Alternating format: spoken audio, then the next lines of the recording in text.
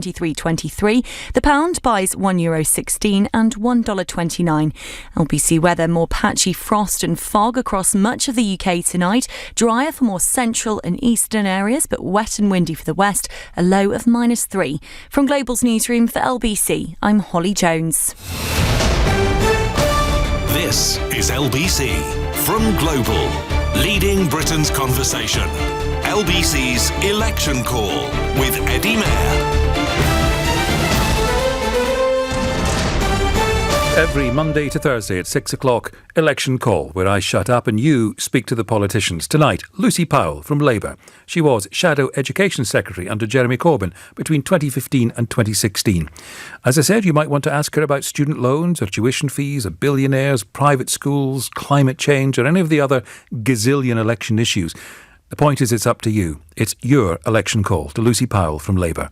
0345 6060 973. You can text 84850, tweet at LBC. Now, normally you can watch all of this live as we stream it on the LBC website, lbc.co.uk. Tonight, for reasons too technical and dull, first of all for me to understand and then for me to go into, that's not happening tonight. You do, if you want to stream this, you can watch me. But because Lucy Powell is in Manchester and there's something technical going on, you won't be able to see her. So not a lot of point. But the point is you can hear us, and that's the joy. Lucy, thanks very much for joining us. How are you? It's my pleasure. Thank you. Thank you. You're in Manchester, but are you going to the debate tonight? Is that... No, I'm in Manchester because I live here. Well, there you go. That makes much more sense. Yes. Thank you very much for doing this for us. And as it happens, our first call is from Steve, who is in Manchester. Steve, what's your question for Lucy Powell? Hi, Lucy. I've had a history of mental health problems and suicide attempts. Today I saw my GP for help and was referred to hospital, and the hospital sent me home with 2 pieces of paper.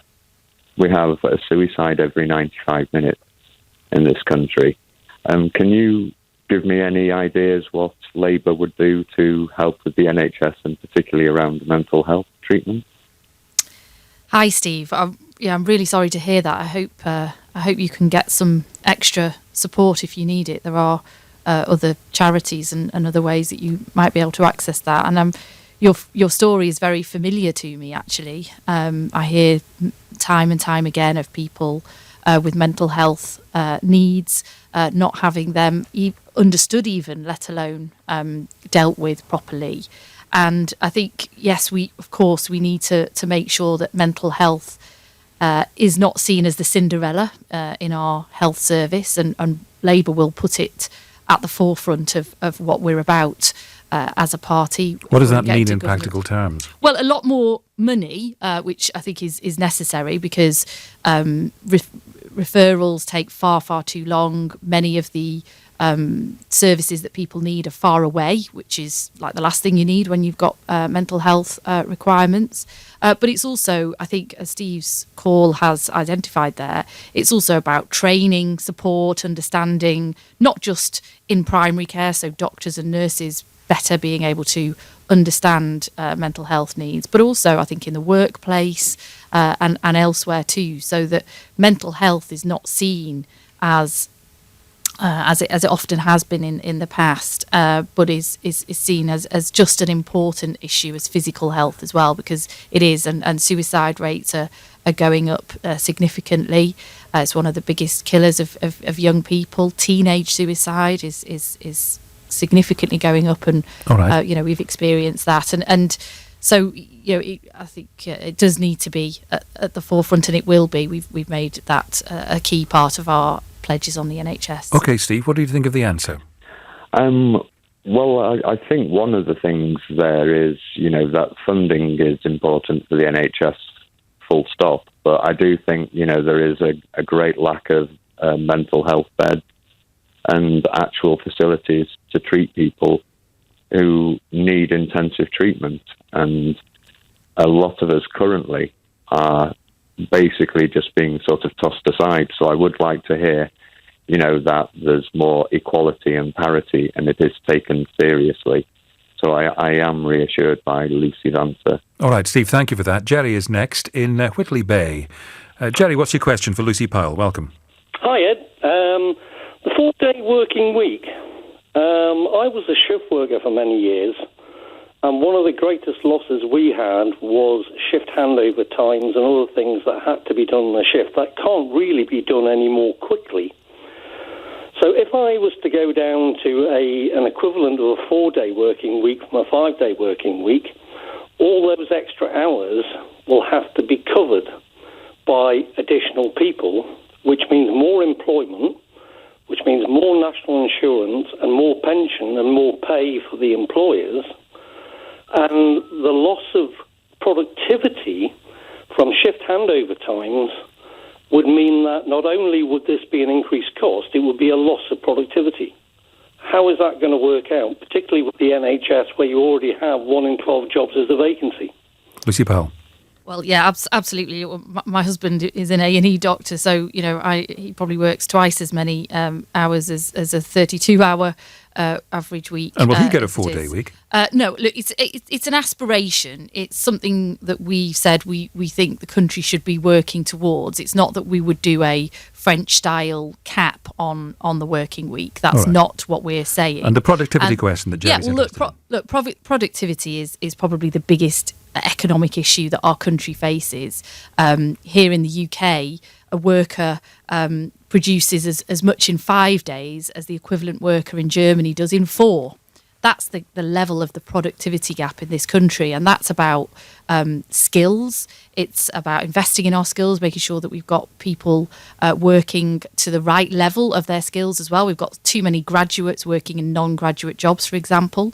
And it's also about investing in infrastructure and technology, because it's still taking people too long to go about their work and to do their work in the time that's possible. So the aspiration to get a better balance between work, life, family life and our happiness, obviously, and I hope this is clear, has to sit absolutely alongside a really strong agenda to increase productivity levels in this country through investment in skills and infrastructure. And I think that's key. And the point we're making as a Labour Party is that it should be the workforce that benefits from those increased productivity levels, which has not happened over the last decade or more in this country. So where we have had increased productivity levels, it's not benefited the workforce. Jerry, what do you think of the answer?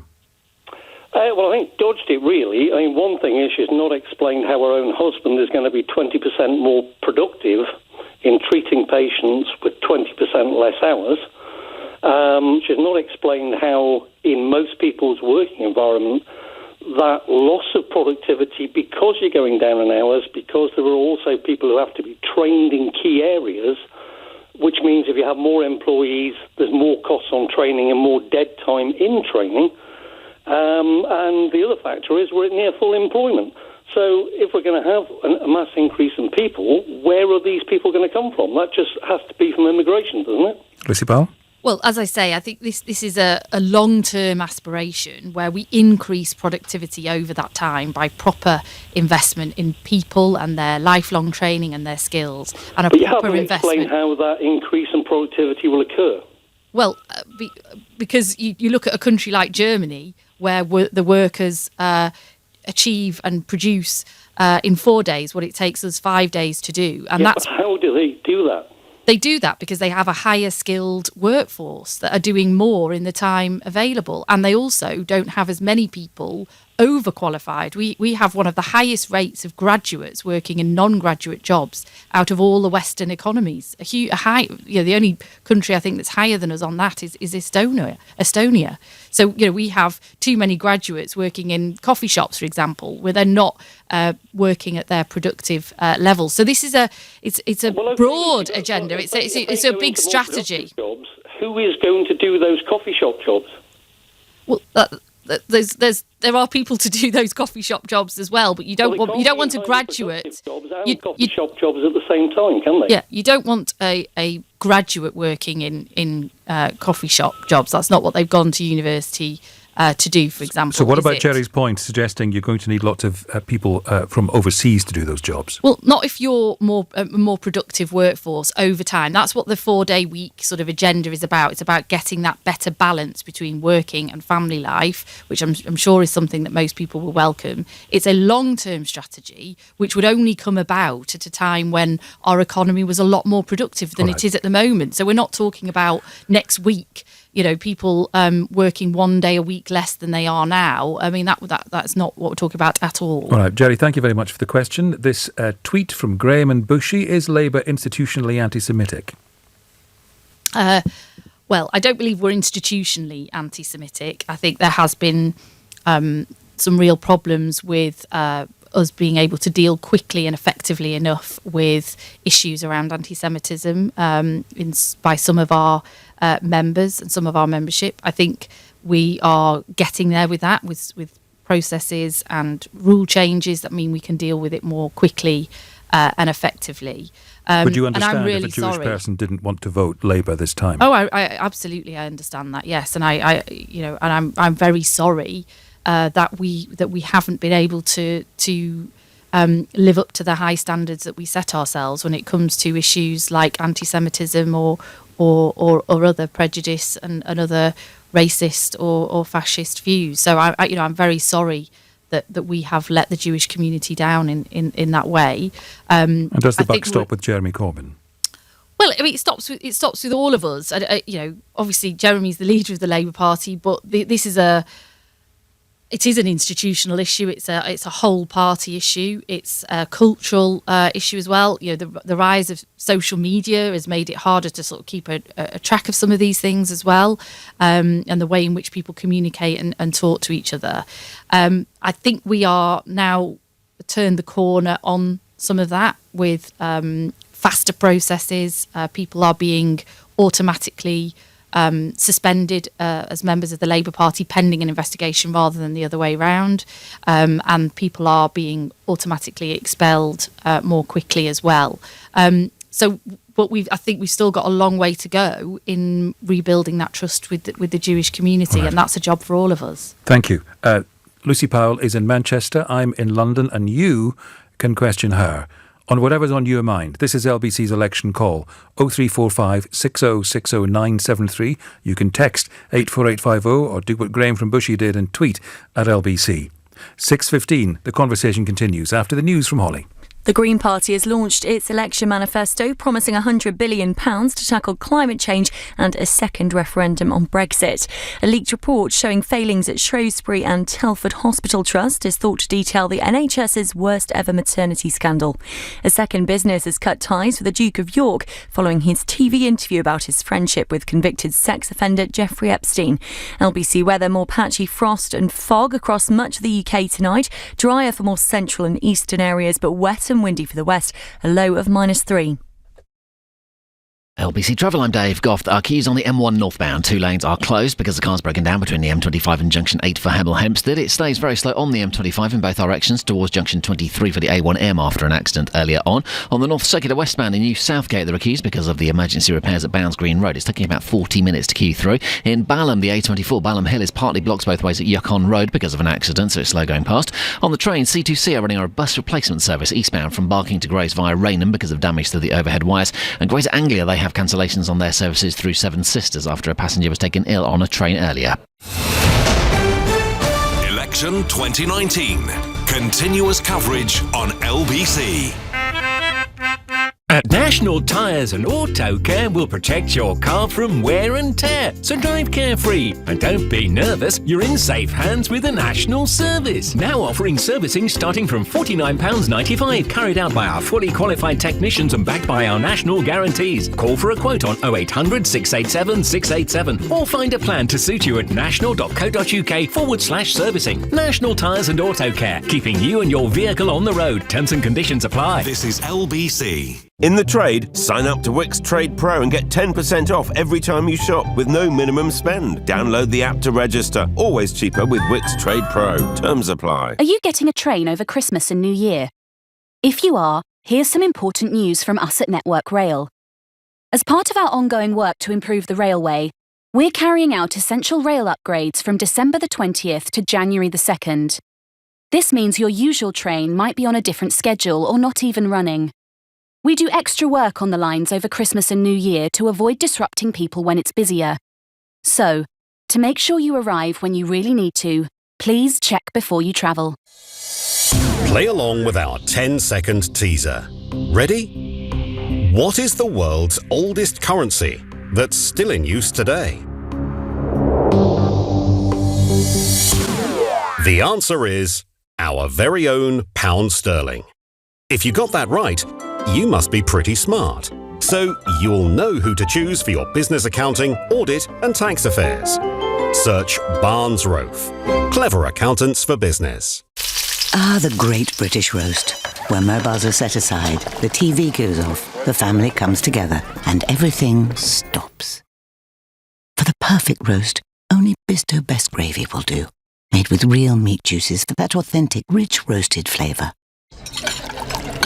Ah, Bisto. You can trust some things to start your day off just right.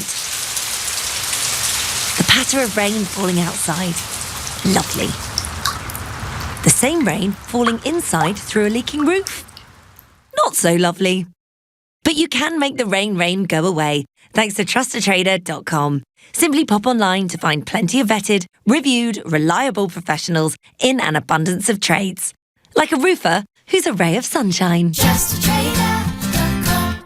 Dreaming of a new kitchen or bathroom? At Wix, we take care of everything. From design experts through to an installation service you can trust. And now there's great sale offers in our kitchen and bathroom showroom, including a third off kitchen units. For more details on all our offers and to book your free design appointment, visit wix.co.uk. LBC's Election Call with Eddie Mair. Call 0345 6060 973. Johnson versus Corbyn, the ITV debate starts at 8. You can also hear it here on LBC. Ian Dale with you from 7. He'll also have the post-debate analysis as soon as it's finished, and Tom Swarbrick picks up the conversation from 10. Keep it here with LBC for tonight's big political story. Steve is in Battersea with a question for Lucy Powell from Labour on Election Call. Steve, fire away. Hi. Lucy, please, a favour. If I could have a direct answer, and please, if you could not mention redistribution of wealth. My question to you is, my wife and I work really, really hard. In fact, 60% of our salary goes towards educating our son at a private school. Can you just let me understand any justification for thinking about adding 20% VAT to that? Well, I personally don't think it's fair that private schools are exempt, get charitable status and are exempt from these things, because your children, I know you work very hard and it's your choice to send them to a private school. That's entirely up to you. But your children, because they've been to a private school, not because of their innate ability or perhaps even because of how hard they've worked, your children are much, much more likely to get to one of the top universities, to have a job in one of the top professions in law, media, and so on, because of the fact that they've been to a private school, because of the social networks that gives them, because of the access that gives them, because at the moment that because of the type of exams that they're allowed to sit and how they differ from the state school exam systems, which was a lot tougher and harder to get the top grades. And I don't think that as a society we can double pay for that, if you like, that we should be giving people and the private schools and those that get all of that extra benefit from going to one, extra money from the state for doing so by giving tax breaks and charitable status. So I'm sorry, but your children will be significantly better off because you pay for their education, not because of even what results they might get or how clever they are or how hard they work, but just the fact that they will have those social networks and that access that my kids and others just won't have. Steve? Lucy, two things. First of all, most really good private schools do have admission tests. You've got to really work hard, and my son worked really hard to get into his school. So that's one. The second really important point is I have, through my taxes, paid for an education system that I am not using. So my money, my taxes are benefiting some other person who is able to go to a state school. So why am I being double taxed?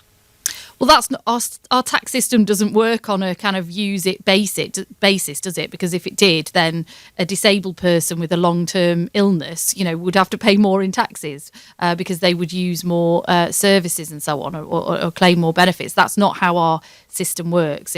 Our tax system works on the basis of what you earn, and you pay a fair contribution to that. No, so Lucy, you can't say, well, I don't use this service, therefore I should not pay some of my taxes. That's not how our system works. But there are many children in state schools who work incredibly hard, who do incredibly well, despite having many of life's disadvantages, not advantages, who don't get into the top universities, or who don't get that internship or that first break into the professions. Well, those who are in the top professions, private schools are massively overrepresented. Represented at the top universities. They are sorry, Steve, go on. May I just say, if you look at the intake of top universities, there are more and more people coming from all across state schools and private schools. You all sit the same exam. You all get in because you're bright enough to get in.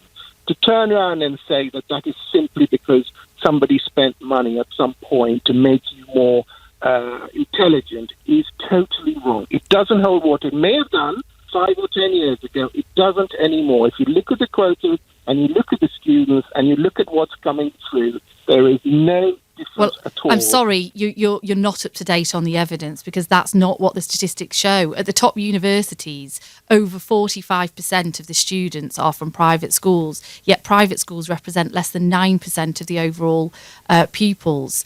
If you look at the top professions, it's similar ratios. If you look at top sporting, other careers, because the access that it gives you. I went to a state school myself, and I was one of very lucky few who got a place at Oxford, because I was a bright kid who got in there, and I hated it because everybody else there was was from a private school who'd had a huge amount of extra tuition and were much more prepared for Oxbridge than I was. But that wasn't because I was less capable or less able, and I've gone on to do very well, even though I left Oxford because I hated it, and that still happens today, all too often, I'm afraid. I have another education-related question from Guy in Sussex, who says, "Hi Lucy, I have 2 children who finished university, each owe £50,000, and this year triplets who all just started at university. It's an expensive time for my family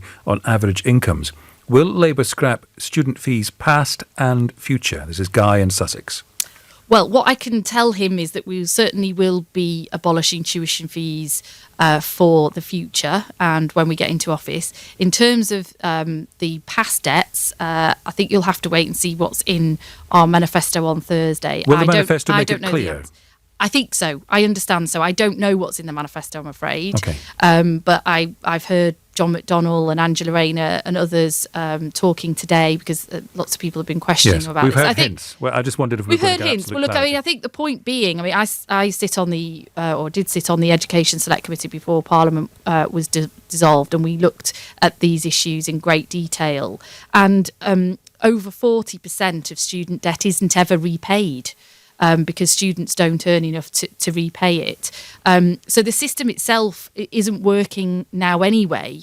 It's not working for the state, and it's not working for the individual. So we do need to look at not just the future tuition fees, which we've said we will abolish, but I think we also need to look at those who've got caught in the middle, because, as I say, quite a lot. I think that number's growing. The 40% is going up every year. Another question from Josh in Milton Keynes. Hi, Josh. You're through to Lucy Powell from Labour. Hi, Eddie. How you doing? Good. Hi, Lucy. You all right? Yes, I'm good. Yeah. I've lived in Scotland up until about 3 years ago. Congratulations. And I moved down to thank you. And I moved to Milton Keynes, and since then I've worked sort of 45, 50 hours a week every week. My girlfriend, she does the same, and we've been fortunate enough that we've managed to buy our own house, and just recently we've bought a second house as an investment because I'm self-employed. Under the Conservative government, we had to pay an extra 3% stamp duty as an additional property.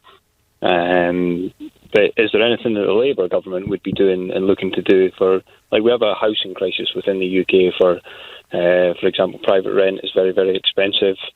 But I think the costs come from where the landlord is sort of, they find it difficult, the landlords, to get the deposit for a second home, extra stamp duty and things like that. So that then these costs then transfer to the tenant in a sense. So is there something that the Labour government would do to possibly help private landlords to then make housing more available to people within the UK? Probably not in the way that you want. I mean, look, I think what you're right to say is that the housing market is broken in this country. There isn't enough supply, and there isn't enough supply of affordable and social housing in particular, but also the private rented sector is completely broken in my view. You have too many poor quality, high cost properties in the private rented sector, and tenants don't have enough long-term security if they want it in those types of properties, and they don't have enough accountability and recourse to poor landlords either. And also, by the way, we are spending billions of pounds every year in housing benefit to private landlords, and what does the state get back for that? Absolutely nothing. We are housing tenants in very poor quality homes using taxpayers' money, and we get very little back for that. So, we need a big strategy and a big agenda on housing. That's what Labour's proposing. It's about building more homes. It's about investing in social council houses and affordable homes again. And it's also about making sure that the private rented sector works for tenants and not just for landlords. Right. I mean, I do appreciate what you're saying in terms of a small, I do think we need to think of sort of small, accidental kind of or one-off landlords in a slightly different way to those that own dozens of properties.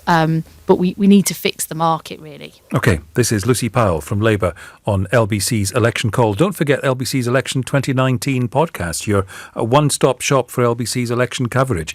In the latest edition, you can catch up with my conversation with Nigel Farage, the former Culture Secretary John Whittingdale on Election Call, talking about the postponement of the report into Russian interference, and the Green Party candidate Caroline Lucas talking about taking long-haul flights. It's all part of LBC's Election 2019 podcast. You'll find it on the Global Player, which I hope you've downloaded by now to your smartphone, or wherever you get your podcasts. Look for LBC Election 2019 podcast. We'll carry on Election Call after the news at 6:31. Here's Holly Jones. The Prime Minister's promised tougher measures on knife crime if the Conservatives are re-elected. Labour's set out proposals to cap the pay of chief executives in the public sector in relation to their employees' wages. The Lib Dems are pledging to raise income tax by a penny to fund the NHS, while the Green Party's manifesto commits it to investing £100 billion to tackle climate change. A leaked report has showed a toxic culture dating back 40 years was in place at a hospital trust when babies and mothers suffered avoidable death.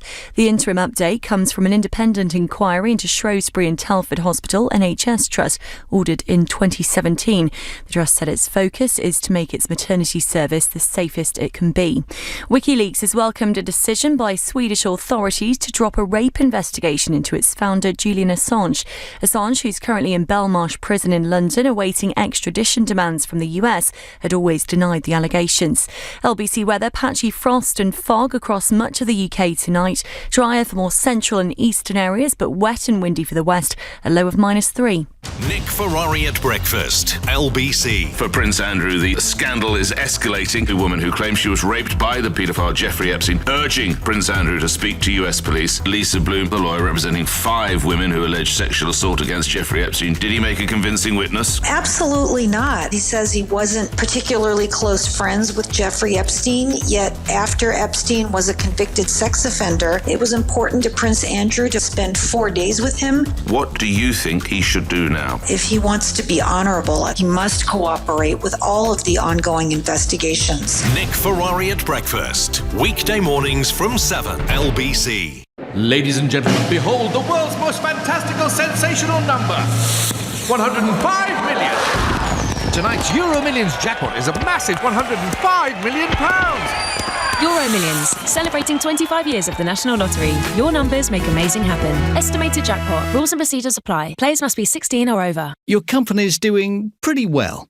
Your tax position's okay. So, what's keeping you awake at night? To face the future with confidence, talk to Vision Consulting. We've expanded from Gants Hill to the Gherkin, with clients from the fishmonger to the multi-million-pound property investment company. And our growth as a firm of chartered accountants and registered auditors is based on our passion for our clients' business. Have confidence in your accountant. See visionconsulting.co.uk. Making small changes to your lifestyle could improve your chances of staying healthier longer. Start now by taking our free How Are You quiz. Just search 1U. As a busy mum, you're juggling loads of things. And when your kids are ill, you just want to help them feel better. But remember, you don't always need antibiotics to help them get better. For things like sore throats, coughs and colds, you can get advice from your local pharmacy. They'll recommend medicines to help with symptoms or pain. And the best thing is, you don't need an appointment. To find your nearest pharmacy, search NHS Choices. At Ring, we've reinvented the doorbell. So no matter where you are, or what time of day, you can watch over your home and the things you care about. Ring Video Doorbell streams HD video and two-way talk straight to your phone, so you can speak to whoever's at your door from anywhere. Delivery. Oh, great. Could you leave it with my neighbour, please? Sure, no problem. And it's so simple, you can install it yourself in minutes. See, hear and speak to whoever's at your door from wherever you are with Ring Video Doorbell. Available at ring.com and selected retailers. Money. How does that word make you feel? You might be thinking about what you'd love to spend it on, or what you have to spend it on. Maybe you think you're just bad with money, but here's the thing. You're not. You're just with the wrong bank. At Starling Bank, we want you to feel good about money. So we built a personal and business bank account with clever budgeting tools, instant payment alerts, and no fees when you spend overseas. Starling Bank. Voted Britain's best bank twice. Download the app today. Smart Money People Awards. Eligibility criteria applies. I had been to another dentist and had long conversations about bone grafting. At Darwood and Tanner, our experience with dental implants often means bone grafting is not necessary. When I met Andrew and he looked at the various x-rays, he said, you do not need to have bone grafts. He can work around places where there is no bone or there is little bone. Download your information pack at darwoodandtanner.co.uk today. Your smile is our healthy obsession. LBC's Election Call with Eddie Mair. It's Lucy Powell from Labour with us tonight. Don't forget, in an hour and 25 minutes from now at 8 o'clock, it's Johnson versus Corbyn, the ITV debate. Watch it on ITV. Listen to it here on LBC. It's all taking place in Salford. Lucy Powell is with us tonight from Manchester. I'm just looking at a tweet from ITV's political editor, Robert Peston, which says, remind me, why am I here in Salford? If you're in Salford and you see Robert, can you just check he's okay? So, Lucy Powell, we have a question now He's for you. obviously struggling to be outside of London, maybe. That could be the problem. Angus in Colchester, what's your question for Lucy Powell? Welcome. Good evening to you both. Lucy, am I right in thinking that you voted no confidence in Jeremy Corbyn before the last election? Yes, I did. That was 3 years ago or so now. Yeah. So bearing that in mind, why are you now campaigning to make him Prime Minister? Well, because I've changed my mind over that time. And, it was a particularly sort of febrile time. He hadn't long been leader of the Labour Party. I think we were all sort of trying to get used to each other. It came straight after the referendum result, and that was all quite difficult too.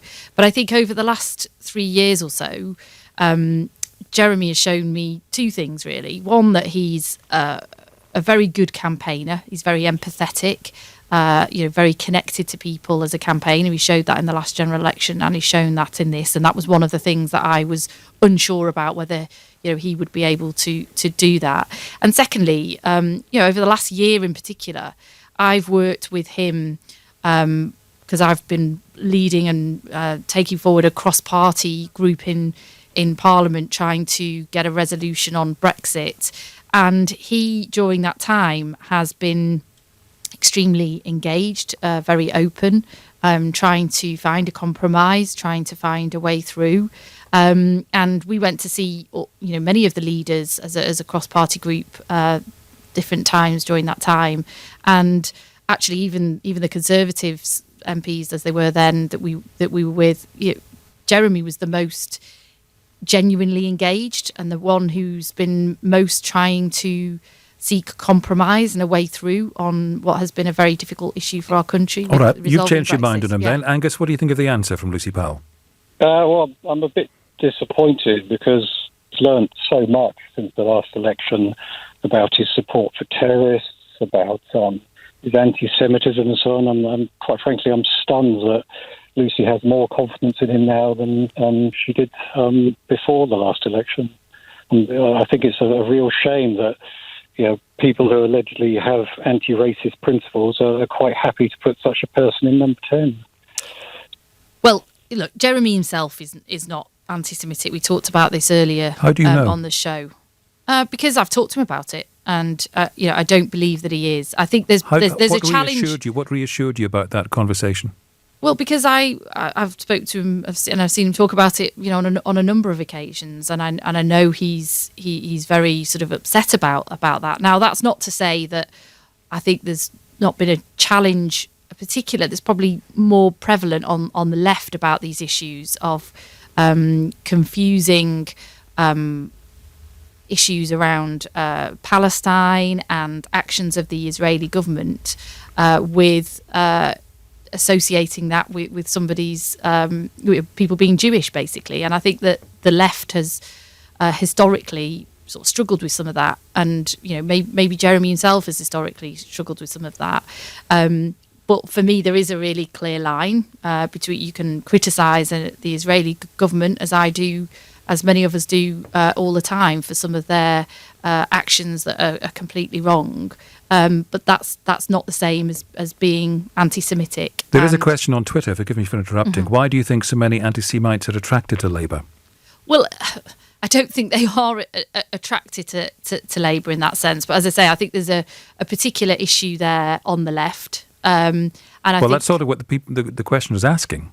Well, yeah, and that's why we've been engaging in education programmes, why we've been trying to bring these issues to the fore so that people can better understand those clear lines.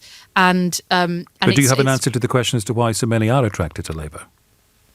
Well, I'm not sure it's about attracted to Labour or not. I think there's probably a lot more anti-Semitic people in hard right organisations, but they're not my concern. I'm a member of the Labour Party, and as the Labour Party, we have much higher standards and much higher expectations for ourselves, and we don't want a single anti-Semite to be a member of the Labour Party, because that's not what the Labour Party is about, and that's why people need to be expelled when they are found to be espousing anti-Semitic views, and people are now being suspended quickly and action taken much more quickly than it was before. But I don't think it's like, well, all the anti-Semitic people in the country, or a bigger proportion of them, are particularly attracted to the Labour Party. We just have very high standard for ourselves, and we've fallen short on those high standards. There's no question of that. I'm just hearing about a letter from Maidenhead Rabbi Jonathan Romain urging congregants to vote tactically against Labour because he said the party leader Jeremy Corbyn, quote, would pose a danger to Jewish life as we know it.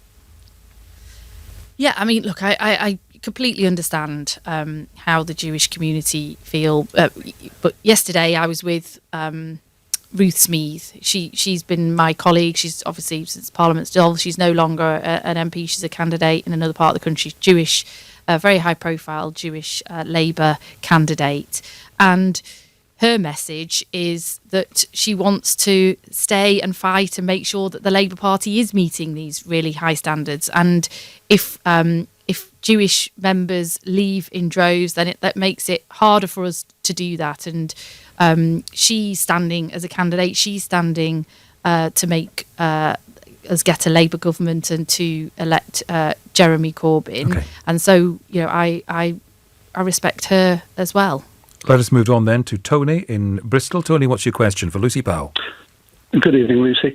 My question is this. For the last 15 years, I've been a good entrepreneur, and I've built a business in the telecoms industry, particularly based on broadband. Now, I'd like to know, I'm outside of the Openreach network, so I wouldn't be compensated by any government bonds, etc.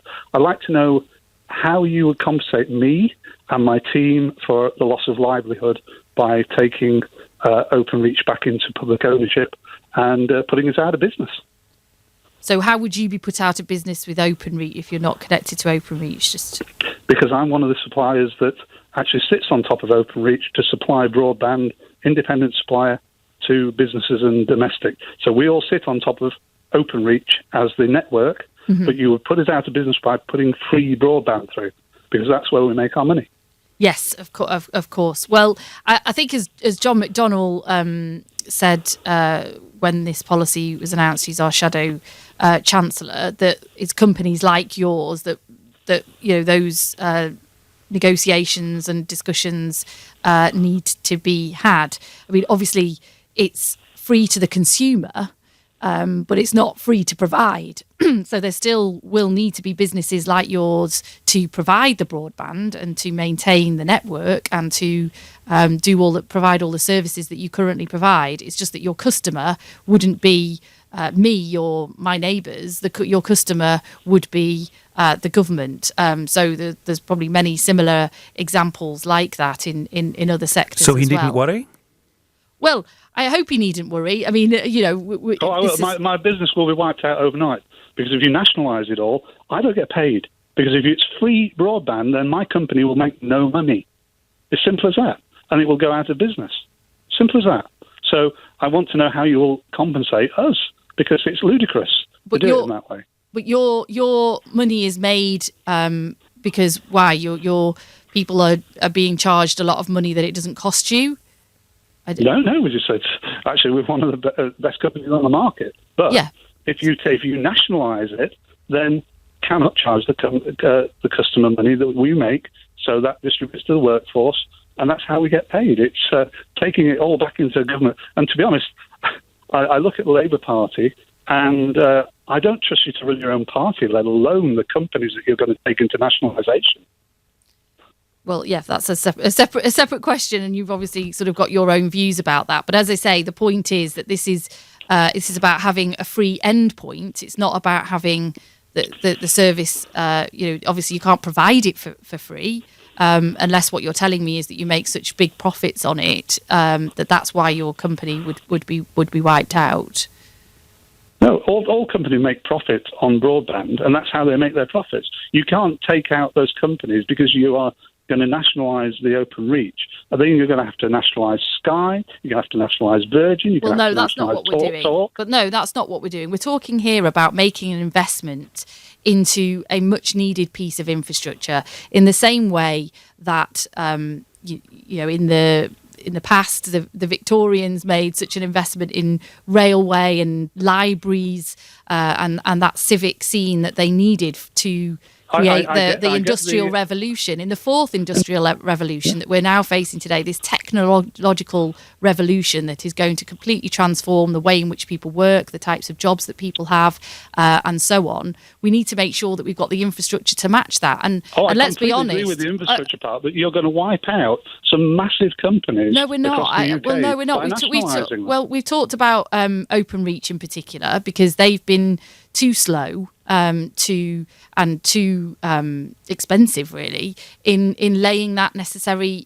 infrastructure. So I want our country to be at the vanguard of that fourth industrial revolution and that technical change that could really bring about the aspirations that we all have for the types of lifestyles we want to lead. Thank you for the answer. We need to have the infrastructure. I appreciate that. Tony, last word to you on this.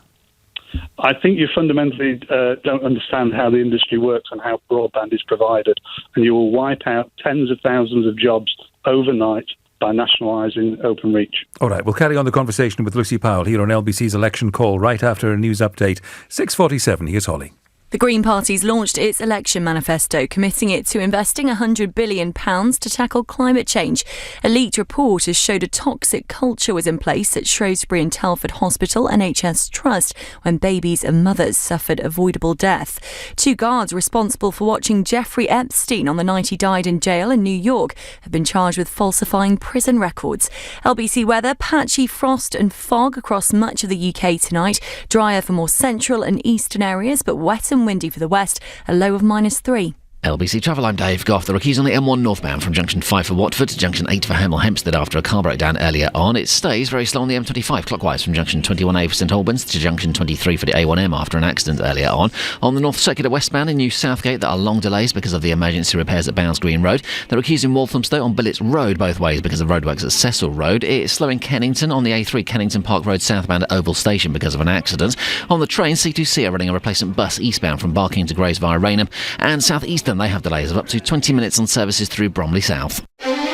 Coming up at 7 on LBC, Ian Dale. The greatest man in political punditry, Sir John Curtis, will be joining us to preview and analyse the ITV leaders' debate, Corbyn versus Johnson, and we'll have it live from 8. Ian Dale on LBC. A credit limit of up to £1,500. What do you have to do to get it? Simple. Get online and check if you're eligible for an Ocean credit card in minutes without affecting your credit score. For your Ocean credit card, visit ocean.co.uk now and get all that from Ocean. Intelligent Lending Limited is a credit broker. Capital One, the exclusive lender. Representative 39.9% APR variable. Borrow and spend responsibly. I'm sorry. You have progressive memory loss. When you hear these words, the outlook is bleak, but we're working to change that. We're Recognition Health, the brain and mind experts, and we're running clinical studies in London and Guildford. If you volunteer, you'll receive free access to a new generation medication as well as comprehensive medical care. With your help, we can change the future of MCI, as in mild cognitive impairment and Alzheimer's disease. You have progressive memory loss. But here's what we can do. To find out more about Recognition Health and taking part, go to brainandmindexperts.com. You're in leakage, you're in leak. Tenna Men. Pants and pads. Buy online or in shops. Tenna Men. Keep control. Betting with a traditional bookie is like an orchestra that only plays the triangle. But on the Betfair Exchange, you have more ways to bet with more opportunities to win. You can even lay a bet, which means betting on something not to happen, or set your own odds and see who takes them on. Why not give it a go?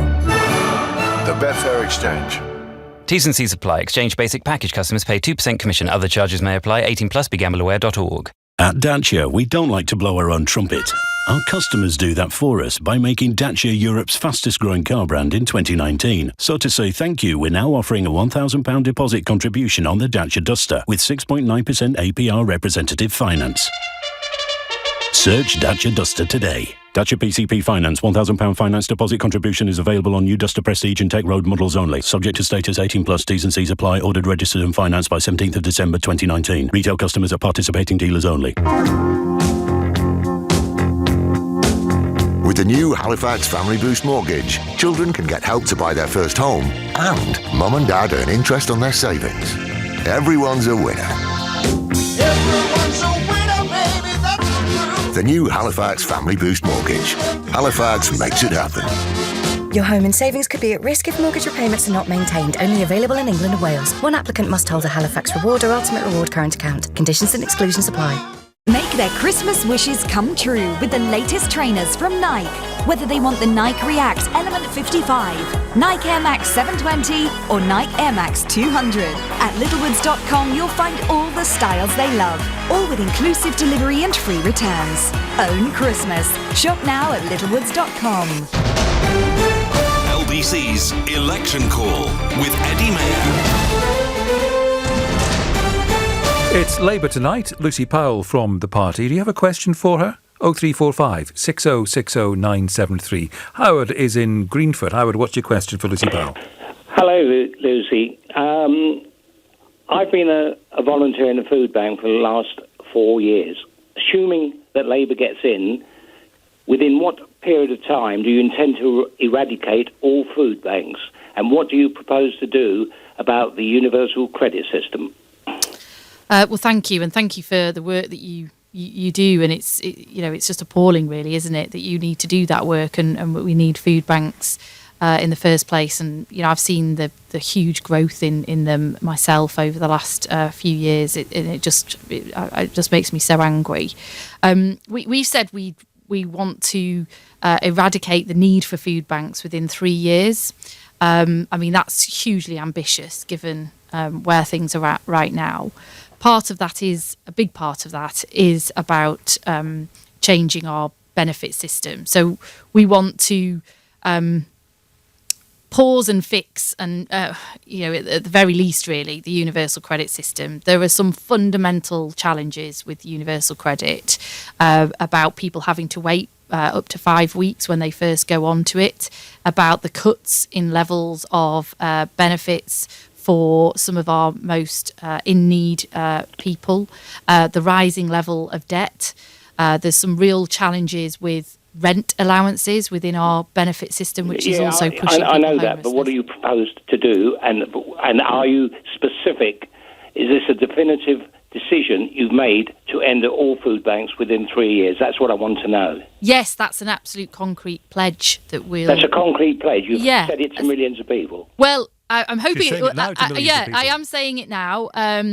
Obviously, I haven't seen our manifesto when it's published on Thursday, but that is something we've previously said, and I'm would be very, very hopeful and quite sure that would be in our manifesto. As I say, it's a very ambitious agenda, because it's not just about one thing. You can't just pull a lever and end food bank use. You've got to not just make all those reforms and changes that are necessary in the benefit system, but you've also got to have the secure housing that people need, and the right kind of housing, and support. They have to be earning enough money to be able the people earning money that are actually coming to food banks. What we have to do is increase the wages of people are getting. Absolutely. That's a major thing. We're going to increase the minimum wage to £10 an hour. That's part of that package as well. Because as you will know from the work that you do in the food bank, many of the people that have to go to food banks these days are actually in work. It's not what your listeners might think is the case. We've got a real challenge with in-work poverty, right. And that's about wages. It's about the universal credit system to support people in work and housing. It's a bit wishy-washy. It's a bit wishy-washy, but I don't know. It's wishy-washy in 3 years to get rid of it. Do at the moment. But thank you very much indeed. There we go. Wishy-washy, but relatively happy. Rhonda is in Putney. Rhonda, what's your question? Well, my question really continues on from the judge beforehand, who asked Lucy about Jeremy Corbyn's support of anti-Semitism, and also every known terrorist known to man. She didn't fully answer the question about anti-Semitism, but let's put that aside. Nobody confronted her about how she can support a man who basically sides with every single terrorist known to date. Well, I don't think that's he true. has, I really don't think that's... been a staunch supporter of Hugo Chavez. Anytime there's a terrorist within Hamas or anything like that, he's behind them, even to the detriment of not supporting his country. So please, can you explain how you can still believe in a man like that? Right. I really don't think that is the case, I'm afraid. It's how some people want you to see him, and those are people who are Jeremy's political opponents. They're his opponents in the establishment that he wants to take on in media and elsewhere. These are things that he says himself. No, they're not. He says things himself. They're not just things that they've quoted him as saying. He has actually supported all the known terrorists that I can think of. No, putting aside his issues with anti-Semitism and his dislike of Israel. All right, let's hear the answer. Well, I don't think that is. I don't think it. I know that is not the case. And as I say, I think these are things that are put out there and portrayal of Jeremy Corbyn, as happens with every leader of the Labour Party, actually, a portrayal that demonises the leader of the Labour Party. It starts in parts of the press, it gets pushed out elsewhere. It happened to Ed Miliband, it happened to Gordon Brown, it's happening to Jeremy Corbyn now as well. He is a patriot. He is somebody who puts our country first and the security of our people first. I saw how he responded firsthand to the appalling terrorist attack in Manchester that happened during the last general election campaign with huge anger and empathy. Are you happy with how he responded to the Skripal poisonings? I'm having to remember now remind me how he responded. The accusation is he believed Russia over our own intelligence services. Well, I'm not sure that that's what he said either. I can't remember exactly what was said and why. Okay. But I don't think there's somebody who is questioning and somebody who asks those questions. I don't think is a bad thing per se. But okay, I think that the man that is portrayed in parts of our press is not the man that I think Jeremy Corbyn is. And I know some people won't be happy with that. And I want to ask you a question from Julian in London, who texts to say, since Labour was cyber-attacked twice in 2 days, how can they successfully run a nationalised broadband service? Well, I think that's a bit of a glib question. Look, we're all, whether Parliament, the Parliament's internet system was attacked 2 or 3 years ago in quite a significant way, quite a dangerous attack, and I think all data systems and all those kind of systems have to be robust. And in fact, the attack that happened to the Labour Party, whatever it was, a week or so ago, didn't penetrate at all because our systems are in place to protect all our data from those sorts of attacks. But this is the new form of terrorism, isn't it? And we all have to be alive to that. All right, listen, thank you so much for doing that for us. Lucy Powell from Labour on LBC's election call. I'll be back at 6 tomorrow with another election call and on the air from 4 with all the news, including the election update. Big night tonight, of course. Analysis of what's ahead with Tom Swarbrick from 10. And now here he is. It's all on his programme, Ian Dale. Eddie, thank you very much. The election gets serious tonight. It's big stakes for Jeremy Corbyn and Boris Johnson. They go face-to-face in the ITV Leaders Debate. We'll be bringing that to you live on LBC from 8. Before that, we are going to be joined by the greatest political pundit in the country today. No, it's not Theo Usherwood. It's Professor Sir John Curtice. He'll be joining us for the whole debate and talking to us afterwards, giving his unique interpretation of what happened, how important it is, will it swing your vote? And then, of course, we're going to hear from an even more important political pundit, you. After 9, we'll take your calls on what you made of it too. All that coming up here on LBC.